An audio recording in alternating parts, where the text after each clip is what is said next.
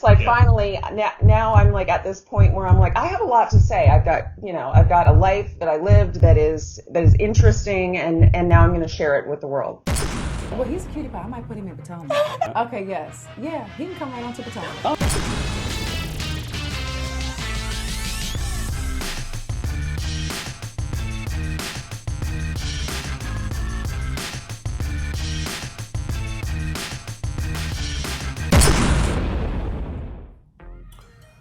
What's up, guys? It's your boy Richie Sky. We are back with another video, and today's video is quite special because yesterday I had the opportunity to interview Katie Rost from the Real Housewives of Potomac. Now, as you guys may know, Katie has been banned from the Real Housewives of Potomac reunion, which filmed last week. You guys may remember that the ladies were all dressed in white. It was a New Orleans themed reunion, but unfortunately, our girl Katie was not allowed to attend the reunion, and according to her, she's being silenced. Well, the cool thing is we have the opportunity to speak to Katie ourselves and get everything that she wanted to say and get off of her chest with regards to this season of the Real Housewives of Potomac.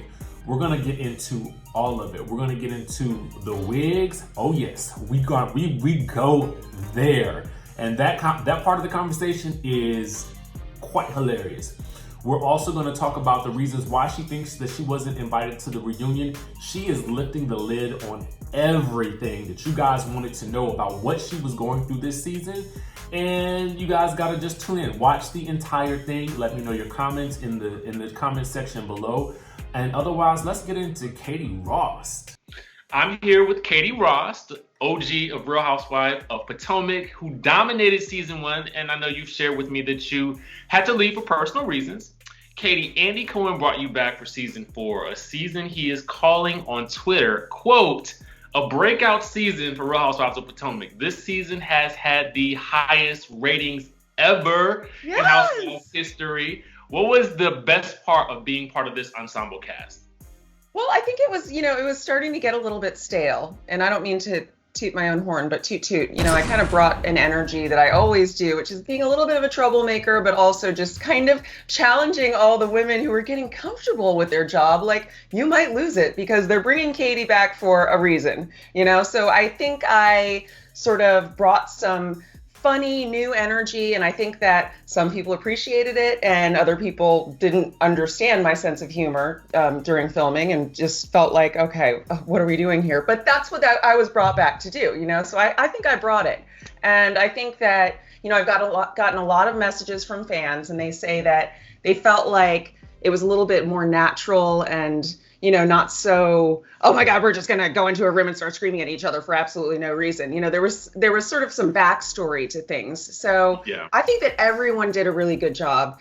And, I tried to bring what I do, which is, fun, Katie, but also a little bit snarky, a little bit, I can be very mean sometimes. So I felt like I did my job.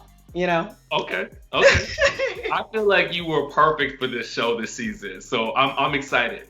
All right, so much has changed in your life since season 1. Yeah. We all got to see your adorable children, Catherine, Renee, and James Rocco in season 1, and we remember you vying for an engagement ring from Andrew.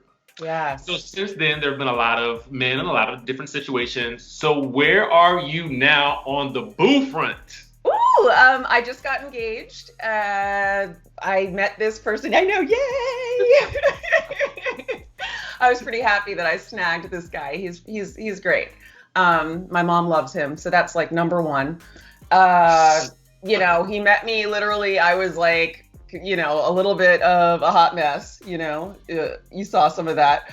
But it's like, we just clicked right away and have so much in common and are really have like the same goals and like lifestyle stuff. So he lives in California and I've always wanted to live in California. So I was sort of like, I love me here. I'm going to like hang out here a little bit longer. And then he popped the question. My mom loved it. I loved it. We're happy. So yeah, so we'll get married next summer. Ooh. I'm a fast, right? Details about that. All right. So congratulations. Thank you. The last time we got together to talk, you were in Miami in my studio, and you had just held this symposium at Art Basel. Yes. And we talked about the Me Too movement. At the time, you had just come forward as an abuse survivor. Now, everyone has seen the footage of you being verbally abused by your ex-husband on YouTube. So what's the status of the case in Bergen County, New Jersey?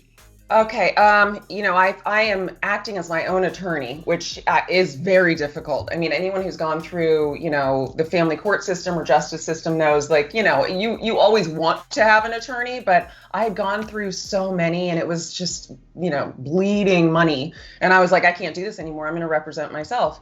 So I've just finished replying to the appeal. It's at the appeal level now because the last judge I had was, a complete moron. So I had to basically go to a higher court to try to, get access to my children. My ex-husband is a very difficult person to deal with. And obviously after I came forward as saying all of the things that had gone on during our marriage and about the abuse that I had to endure, he kind of took a strong line of being like, well, then, we've got nothing. I'm not going to communicate with you at all. Which I think is unfortunate because I think that by coming forward and telling what was really going on, that I did a good thing for me and for him, because we were both lying about stuff that was, it was starting to eat away at me. It was really taking its toll. And so, he said, oh, well, I want your mental health to be well. Well, telling the truth is part of healing. And I had to tell the story of what had gone on with me. And I've really sort of taken that. And, I've always been a writer. I'm a creative person. So I needed to write that story. I needed to talk about it with other people. I needed to, bond with other women who had gone through the same things in their life, in their marriage, because I really, really, really needed to heal. And so I did that. And I did it even though there have been some really tough repercussions from that. Not everyone in my family is happy that I came forward, but it was the right thing to do. Just to insert my own opinion, I wish we could have seen a lot more of this on the show. I really, really was hoping that some of that would be discussed. But I think that, I know that his attorneys had contacted the producers and there was a gag order from the court. So I think that they were feeling, oh my God, is this going to get into litigation? We really don't want this. And they did express to me, dial it back on that stuff. And, we kind of want fun, happy, fluffy Katie. And I was like, well, I'm not feeling very fluffy today. I want to talk about these things. These things happen to me. And they were like, okay, so it was a little bit of trying to temper, too much of the truth. No one wants to end up in court, being sued and having their whole life savings taken away from them just because they're telling the truth. And unfortunately, the type of legal system we have in this country, that can really easily happen, So I understand why they were a little bit nervous about letting me, go there. So once we, once we stopped filming, I was like, I got to get this out. I have to talk about this story. I know that there are so many women who have gone through this, and there are so many people in the entertainment industry that have been silent for too long, and there's such a freeing thing of just being like, this is what went on in my life, and then being able to elevate the conversation and really get out issues that affect a lot of people. So many people have been abused that you wouldn't even know. You would have no idea. It's not something that we talk about, but I think as a culture, we need to talk about it more. So that was my motivation. Yeah. Thank you, because that also puts context to our conversation last winter. So now I understand things a little bit more. So thank you for clarifying. So I was going through it right then. I was like, okay, I'm coming out. Like, you're not going to keep me on that closet anymore. I'm coming out. I'm going to tell the truth. I'm going to fight for my rights. I'm going to be like, get out there. And, and I was feeling very at that center of creativity too, with, and so, how Art Basel is. It's like the most artistic, amazing, creative people in the entire world. And a lot of those artists were doing, having different events that celebrated something that they were interested in. There was a lot of Black Lives Matter things. There were like political things, and then for me, it was the Me Too thing. So it was sort of like, it was very empowering. But just because you're in the center of that power doesn't mean everyone else in the world understands where you're coming from. Very true. But, you know, I think it was the right thing to do. Okay. All right. So the last time we talked, you exclusively told me that you were pregnant. Yeah. Now, I think it was like October. It was a new pregnancy, and you weren't really showing at all. But I know you ended up losing that baby 5 months into the pregnancy. Is there anything you want to share about that experience? It was a complete, you know, nightmare. It was very disappointing. Yeah, I wasn't trying to get pregnant, so I was a little bit shocked that I was pregnant. It wasn't part of the plan, you know what I mean? So, Yeah. but once I found out, and I was very excited about it. I thought, okay, well, you know, I'm not sure that this is like the person that I want to have this child with, but at least I was, you know, looking forward to bringing that human being into the world. So to lose the baby 5 months in was like, it was really rough. Like my body was like, bleh. It was horrendous. You know, I'd heard stories about it, but yeah, it was really disappointing, and I felt like a failure. I was in a lot of pain. I was, you know, really, really, really going through a lot of things with that. And I never expected that to happen because I had such easy pregnancies before. Yeah. And for it to happen so far along, you know, you can imagine just seeing all of that. It's very intense. Oh, wow. Yeah, but I had great doctors, and I took the time to just like really heal and to rest and to treat my body better than I had in a long time. And now I'm, you know, clean bill of health. I can have more kids if I want, and that's always good, you know. And I learned so much that like so many women have miscarriages. Actually, it's very, very, very common. So yeah, it was. Yeah. Well, I'm glad you're able to share it and you've lived through the experience. And it's sometimes we can turn these things into a positive by sharing our stories. So thank you for that. Now, the past month has been full of coverage about your engagement to Jesse and new things that you've been launching. Now, we know you have a new life in Hollywood, a lot of changes. And I saw a sneak peek of the production of Bergen. Now, so tell me, what is it all about?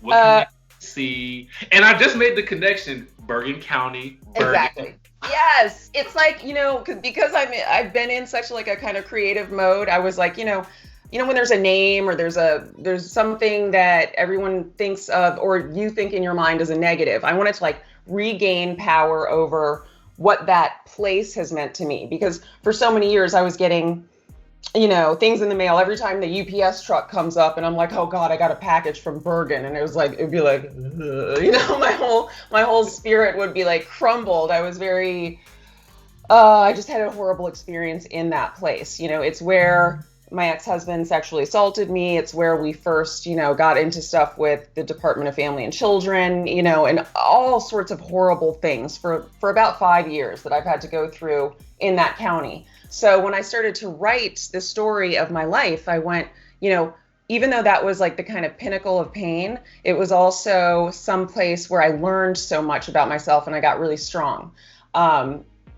So it was sort of, you know, so I was thinking, okay, what am I going to call this? And then Bergen is also a mountain. So I thought, oh, it's sort of like, you know, I'm climbing the mountain of my fear, or I'm facing my fears here, and this is the peak. And so, you know, so the story is basically about a girl named Cassie Stone. She's a fabulous model. She's based on me. I go through all of the stories of what I went through as a young model in New York, and then, you know, going to Paris, going to London, meeting different guys, having a man in every port, you know, and I fall in and out of love a lot. And then somehow, even though I'm like this New York girl, as a model, I end up in Bergen County, New Jersey. Like thunderclap, like why, you know, and then I'm like literally like at whirlwind of hell, and I laugh about it now because that's how I choose to handle it. But it really, really, really was the most difficult period of my life. So, so writing that story and then finding the actors, which I've done. That's what I've been out here in Hollywood doing. And I don't know if you saw my actors, but they are amazing. I literally found like my little girl, you know, like she's so Katie. It's amazing. Every time she opens her mouth, I'm just like, oh my God, stop talking. Like, you're freaking me out right now. Like, except you're even more beautiful and you're more fabulous. And so it's been really fun for us to work creatively together and for her to dig in and get the backstory of everything with me. And then we've done some really great scene work, and watching her really understand that painful transition has been a healing process for me. And, my mom was also standing there and she was like, wow, you know what I mean? Like, I understand now why you felt the need to do this, because it is so therapeutic. When you see someone else acting out scenes from your life, and then you're able to guide them, sort of like, you're their director through it. It's just amazing, the magic that happens. So yeah, I'm really proud of this project. I think it's going to be great. I think it's going to give people a deeper look inside what it's like to be a fashion model. Because for so long you're told, don't really speak, don't feed the model, no one cares about your opinion, and it's like, finally now I'm like at this point where I'm like, I have a lot to say. I've got a life that I lived that is interesting, and now I'm going to share it with the world. Very. And side note, I love your mom. I know. She's great. She's awesome. I love her too. We fight all the time, but I do love her. Really? Yeah. Because she's a stage mom, because like I've been like working since I was 12, 13 years old. So she was always like, that mom, do this, do that, and telling me what to do all the time. So it's like sort of, now I think she trusts that I have things a little bit more under control, but she still wants to, tell me exactly what my moves should be. You know what? When I saw her on the screen, I was like, oh my God, we need more of the two of them together. It was fun. It was kind of cute. I loved her and Dorothy together. I did too. That was actually great. And they talk still. Like, they're friends. Really? They're like genuinely friends. Like when Dorothy was going through some stuff, she was, I don't know if I'm supposed to say this or not, but like, she called my mom and was basically like, okay, I want to kill Candace right now. How did you handle this stuff with Katie? Because she puts everything out there in the same way that Candace does, and will kind of throw you under the bus, and be like, oh, blame your mother. And she's like, she actually is a really successful, great, amazing woman, so her and my mom gave each other some advice about like, okay, well, how did we handle these divas, and when are they going to start paying their own mortgage? All of that stuff. That's awesome. All right, so you know how I am. I have to get the real deal, and you always give me the dirt. Yeah. You were unfortunately not invited to the Real Housewives of Potomac reunion. And all of the fans want to know your take on it. Like, how did this happen after you brought so much to the season? I have no idea. I was like, what? What do you mean I'm not, like, how can you not invite me? I get invited to everything. You know what I mean? Like, this doesn't make any sense. Like, why wouldn't you not want to have me there? I don't understand it. And, I did go off on a little bit of a rant or a tangent and have an adult temper tantrum about it because I wanted to be there. I was involved in this whole season, and I put a lot of love and heart and energy into it. And it was sort of like, what's up? You know what I mean? Like, what are you doing over here? Maybe it's money. Maybe it was, I wasn't under contract to be at the reunion. Maybe they were, doing a budget reunion this year. I don't know.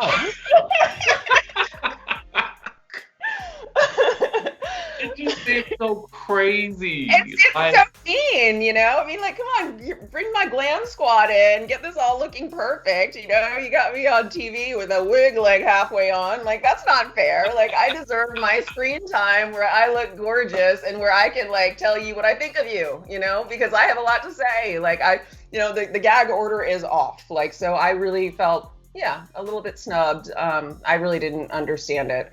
I've gotten so many messages. People wanted to know what my experience was like there. And I know that they're going to talk about me. You saw Ashley sitting on Watch What Happens Live, running her mouth still, talking about my fabulous. I mean, that's crazy. You're not going to give me an opportunity to say something about it? Like, you're going to talk about my lady parts, and then you're not going to give me like airtime to like put her in her place? I didn't understand that. I think it's crazy. Yeah, it's insane. All right, so before we go, I gotta ask. Yeah. We gotta talk about the wigs. Oh, God. Let's talk about the wigs. Ooh. I mean... Your wigs are famous. They're famous. I said to someone yesterday, I was like, they're like the Harry Potter sorting hat, like I was like, I think that like I would put a wig on and then my whole personality would completely change. I'd just be like, I didn't know who I was that day, but like I was gonna it's the wig talking, like not even my own thoughts are happening. I'm just like going with the wig and what the wig tells me to do, I had a lot of them and they were pretty much equally, one was a little bit worse than the other, and then it would just get worse and worse and worse.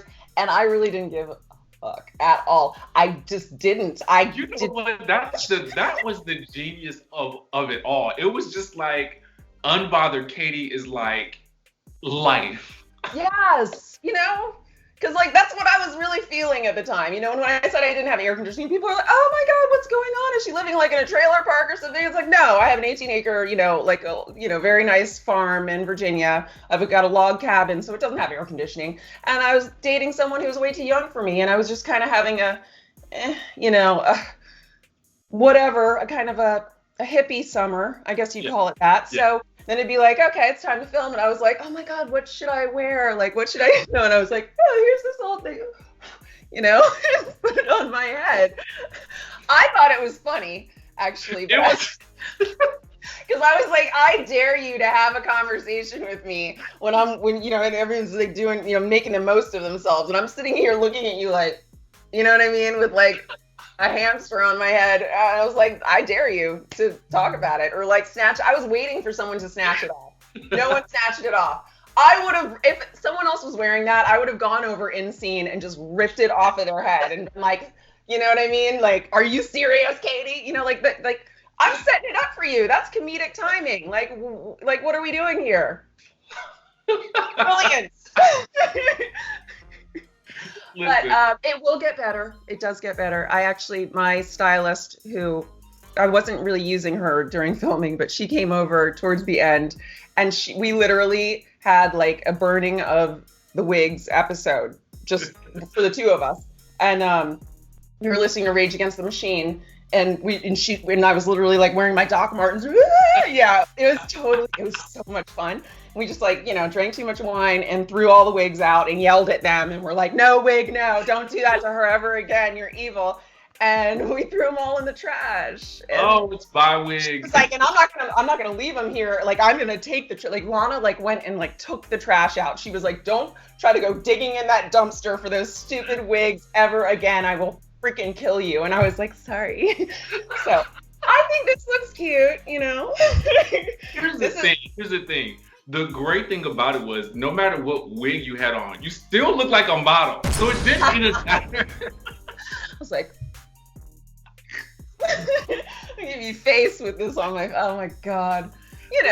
I think it's good to have fun and be, sort of make a joke out of things, especially because there was a lot that was heavy. There was a lot that was really, really, really heavy that was going on. So, it was sort of, it was a defense tool. Yeah. I would also call it that, it's sort of like, okay, well, since I'm not allowed to talk about anything serious that's going on in my, and the state of New Jersey is putting a gag on my, I felt very like restricted creatively. So this was my way of raging against the machine. Well, I think you did it in the best way possible. All right, so last question. Yes. What are we looking forward to from you in the next couple of months to the year to come? Yes. Okay. Well, I'll be planning a wedding for next summer. My fiance is Indian, so we're literally doing elephants and all of that stuff. Oh, snap. Mm-hmm. So I'm gonna like really, but I have to learn more. I gotta learn more about this culture first. And then Bergen is really the center of, everything that I'm about right now. We're gonna be filming for the next few months, a lot of scene work. I'm still going to be casting for it. So that's something that was really, really fun for me. I love to like find new talent and bring out really great performances from other people. I think that I'm like a good person to do that because I've been in this industry for so long. So I'm going to be casting for my show and my movie, still writing, and, a little bit of modeling, a little bit of hosting, a lot of, keeping myself perfectly coiffed so I can stay wifed up and And we're going to be kind of going back and forth between here, New York, Virginia, and Maryland. I'm loving California, though. I have to say, it's fabulous. I will be in Miami for Art Basel again. So hopefully we'll do something together and, all good things. Awesome. So I want to thank you for taking out some time today to speak with us.